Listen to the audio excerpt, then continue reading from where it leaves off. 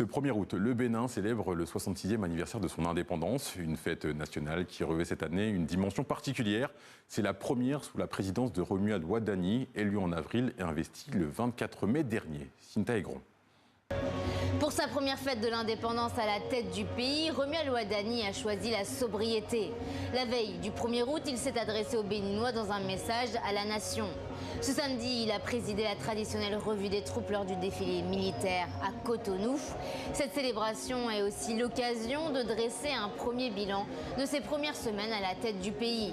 Sur le plan diplomatique, le président béninois a multiplié les gestes d'ouverture envers les pays de l'Alliance des États du Sahel. Il s'est rendu au Niger, au Burkina Faso et au Mali pour relancer le dialogue régional. Avec deux priorités, la réouverture de la frontière entre le Bénin et le Niger et le renforcement de la coopération en matière de sécurité. Sur le plan intérieur, plusieurs mesures à caractère social ont été annoncées, parmi lesquelles la prise en charge des urgences vitales sans vérification préalable de la solvabilité des patients.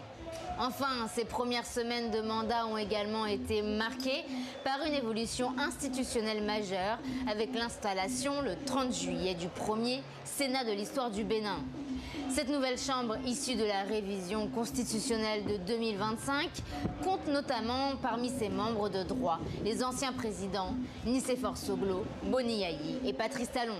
Le Bénin dispose désormais d'un parlement bicaméral composé de l'Assemblée nationale et du Sénat.